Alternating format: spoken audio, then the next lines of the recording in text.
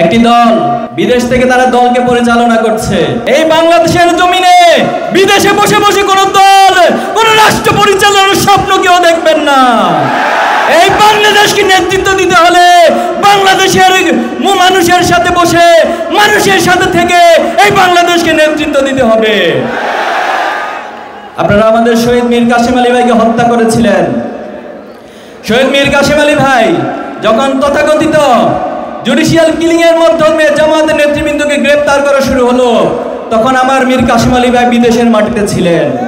ওনাকে বলা হয়েছিল, শুভাকাঙ্ক্ষীরা বলেছিল আপনি দেশে আসবেন না, আপনি সেখানে সেফ জোনে থাকুন। কিন্তু আমার মীর কাসেম আলী ভাই বলেছিল আমি আল্লাহর গোলাম, আমি আল্লাহর কাছে নিজের বিশ্বাসকে সঁপে দিয়েছি। আমার মৃত্যু কোথায় লিখে থাকবে এটা একমাত্র আল্লাহ ভালো জানে। আমার মৃত্যু যদি বাংলাদেশে লিখা থাকে, কোন মানুষের সমর্থনে আমাকে বিদেশে আটকিয়ে রাখবে। তিনি দেশে এসেছিলেন, তথাকথিত ট্রাইব্যুনালের মাধ্যমে নির্মমভাবে ওনাকে হত্যা করা হয়েছে, জুডিশিয়াল কিলিং করা হয়েছে। এবং সেই সময় তিনি ফাঁসির মঞ্চে দাঁড়িয়ে চিহ্ন দেখিয়ে গিয়েছেন, বিজয়ের চিহ্ন দেখিয়ে গিয়েছেন এই প্রজন্মকে। আমরা আমাদের কোরআনের পাখি আল্লামা সাইদিকে হারিয়েছি, জামায়াতের নেতৃবৃন্দকে হারিয়েছি, বাংলাদেশের আলেম ওলামাদেরকে হারিয়েছি। আমরা এই হারানোর মধ্য দিয়ে আমাদের শোককে শক্তিতে পরিণত করেছিলাম। সেদিন আমরা আমাদের কষ্টগুলোকে বুকে চাপা দিয়ে শক্তি সঞ্চয় করেছিলাম, যার স্ফুলিঙ্গ বাংলাদেশের 18 কোটি মানুষ জুলাইতে দেখেছে, আগামী দিনেও দেখবে ইনশাআল্লাহ। সংগ্রামী উপস্থিতি,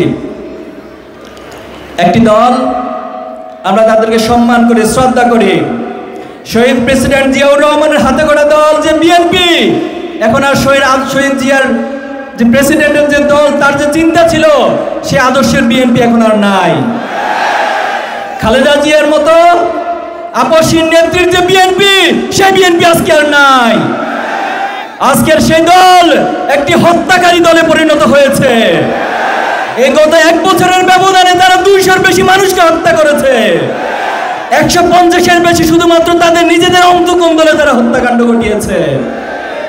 আজকে বাংলাদেশে হাসিনা গিয়েছে, আমরা ভেবেছি এই বাংলাদেশ চাঁদাবাজ মুক্ত হয়ে যাবে, এই বাংলাদেশের জুলুম থাকবে না, অন্যায় থাকবে না, দর্শন থাকবে না, টেন্ডারবাজি থাকবে না। কিন্তু আমরা দেখতে পাচ্ছি নতুন একটি দল, হাসিনার সেই ইজারা তারা নিজেদের কাঁধে তুলে নিয়েছে। তারা হাসিনার সেই রেখে যাওয়া কাজগুলো, অসমাপ্ত কাজগুলো বাস্তবায়নের উদ্যোগ গ্রহণ করেছে। আমরা আজকে চাঁপাইনবাবগঞ্জবাসীর উদ্দেশ্যে বলতে চাই, আমরা কি এই দলকে, যে দল চাঁদাবাজ, যে দল হত্যাকারী, যে দল দর্শনকারী, যে দল অন্তঃকলহে নিজেদের মধ্যে নিজেরা মারামারি করে হত্যাকাণ্ড ঘটায়, পাথর দিয়ে মানুষ হত্যা করে, সে দলকে কি আপনার ক্ষমতায় দেখতে চান? আমরা কোন দলের কোন ব্যক্তির বিরোধিতা করি না, আমরা আপনাদেরকে হুঁশিয়ারি করে সাবধান করি, ভালো হয়ে যান। বাংলাদেশের রাজনীতি করতে হলে জুলাই এবং আকাঙ্ক্ষাকে লালন করতে হবে। ফ্যাসিবাদ মুক্ত মানসিকতা নিয়ে, উদারতার মানসিকতা নিয়ে বাংলাদেশের রাজনীতি করতে হবে। ইসলামী ছাত্র শিবির আপনাদের সকলের দোয়ায়, আমাদের মায়েরা বোনেরা আমাদের জন্য দোয়া করেছেন, রোজা রেখেছেন, নফল রোজা রেখেছেন। আমাদের ভাইয়েরা বাবারা দেশে বিদেশে বিভিন্ন জায়গা থেকে নফল রোজা রেখে আমাদের ভাইদের জন্য দোয়া করেছেন। এই দোয়ার বরকতে, আল্লাহর সাহায্যে আল্লাহ তাআলা আমাদেরকে যে বিজয় দিয়েছেন, আমাদেরকে বলা হয়েছিল আমরা এই বিজয়ের পর এই ছাত্র সংসদ পরিচালনা করতে পারবো না। আমরা কি পারছি ছাত্র সংসদ পরিচালনা করতে? শুধু পারবো না, ইনশাআল্লাহ আমরা রেকর্ড করে দিব বাংলাদেশে, বাংলাদেশের ছাত্র সংসদ কিভাবে পরিচালনা করতে হয়। অতীতের সকল রেকর্ড ভেঙে আগামী দিনে একটি উজ্জ্বল মডেল স্থাপন করবে আমাদের ভাইরা ইনশাআল্লাহ। আমরা যখন মাদক মুক্ত করার জন্য উদ্যোগ গ্রহণ করছি, একটি পক্ষ আমাদের বিপক্ষে দাঁড়িয়ে যাচ্ছে। বিভিন্ন সিন্ডিকেট ভেঙে দেওয়ার যখন উদ্যোগ গ্রহণ করছি, একটি পক্ষ আমাদের বিপক্ষে দাঁড়িয়ে যাচ্ছে। আমরা সবাইকে হুঁশিয়ারি করতে চাই, খুনি হাসিনার পতনের মধ্য দিয়ে বাংলাদেশে আর কোনো ফ্যাসিবাদী এবং আধিপত্যবাদী রাজনীতি চলবে না। চাঁপাইনবাবগঞ্জ সীমান্তবর্তী এলাকায় এখানে আমাদের ভাইদের বোনেদেরকে বিভিন্ন সময় গুলি করে নির্মমভাবে হত্যা করা হয়েছে। আমাদের তথাকথিত বন্ধু রাষ্ট্র, তারা আমাদেরকে বন্ধু রাষ্ট্র পরিচয় দিয়ে এসেছে এতদিন। বন্ধুর পরিচয় দিয়ে দিয়ে তারা বারবার আমাদের বুকে তারা আমাদের দেশের সীমান্তে গুলি করে মানুষ হত্যা করে, আমাদের দেশের নদীগুলোকে বাদ দিয়ে খরা তৈরি করে, বন্যা তৈরি করে। তারা আমাদের দেশের শত শত মায়ের বুক খালি করা গণহত্যাকারী খুনি হাসিনাকে যে আশ্রয় দেয়, তারা কখনো আমাদের বন্ধু হতে পারে না। আমাদেরকে বিভিন্নভাবে ভয় দেখাতে আসেন। নিজেদের চিন্তা করুন, আমাদেরকে নিয়ে ভাববেন না।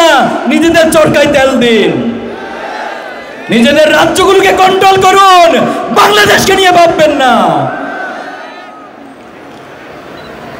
বাংলাদেশের যে যুব সমাজ, যে ছাত্র সমাজ, যে মায়েরা, যে বোনেরা আজকে জেগে উঠেছে, এই জাগ্রত আমরা আমাদের শহীদদের আকাঙ্ক্ষা লালন করে আগামী বাংলাদেশ বিনির্মাণ করব। আজকে আমাদের নুরুল ইসলাম বুলবুল ভাই, ওনার পরিচয় আমার আগের বক্তারা সবাই দিয়েছেন। আমাদের সাবেক কেন্দ্রীয় শহীদ মাসুদ ভাই বলেছেন কতটা নির্মম নির্যাতনের শিকার তিনি হয়েছেন। একজন জীবন্ত শহীদ হিসেবে তিনি ইসলামী আন্দোলনের জন্য ভূমিকা রেখে যাচ্ছেন। আমি আশা করব আগামী দিনে আপনারা বুলবুল ভাইয়ের জন্য সর্বশক্তি দিয়ে মাঠে নেমে কাজ করে বুলবুল ভাই সহ চাঁপাইনবাবগঞ্জে ন্যায় ইনসাফের প্রতীক দাঁড়িপাল্লাকে বিজয় করবেন ইনশাআল্লাহ। বাংলাদেশের 18 কোটি মানুষ আপনাদের সাথে থাকবে। সংগ্রামী উপস্থিতি, আমরা পরিশেষে বলতে চাই, আমরা একটি চূড়ান্ত বিপ্লবের স্বপ্ন দেখি, যে বিপ্লবের মধ্য দিয়ে আমরা আমাদের এই বাংলাদেশকে ভালোবাসি তার প্রমাণ হবে। আমরা আমাদের এই বাংলাদেশকে ক্ষুধামুক্ত, দারিদ্র্যমুক্ত, বেকারত্ব মুক্ত একটি যুব সমাজ গঠন করে এই বাংলাদেশকে গড়তে চাই। এই বাংলাদেশে কোনো বৈষম্য থাকবে না। এই বাংলাদেশের চাকরির জন্য কোনো নেতার পিছনে যুবকদেরকে, বেকারদেরকে ঘুরতে হবে না, বরং প্রত্যেক যুবকের কাছে, প্রত্যেক যোগ্য ব্যক্তির কাছে যারা নেতা থাকবেন, তারা তাদের দায়িত্ব, তাদের কর্তব্য পালন করবেন, তাদের কাছে তাদের হকগুলোকে পৌঁছে দিবেন। ন্যায় বিচারের জন্য আপনাদেরকে আদালতে আদালত ঘুরতে হবে না, কোনো বিচারক, কোনো আইনজীবীর পিছনে আপনাকে ঘুরতে হবে না, বরং ন্যায় বিচার এসে আপনার দরজায় এসে ন্যায় বিচার প্রতিষ্ঠিত হবে। আমরা এমন একটি বাংলাদেশের স্বপ্ন দেখছি। সেই বাংলাদেশ গড়ার প্রত্যয়ে এই চাঁপাইনবাবগঞ্জ থেকে সে জোয়ার শুরু হবে ইনশাআল্লাহ।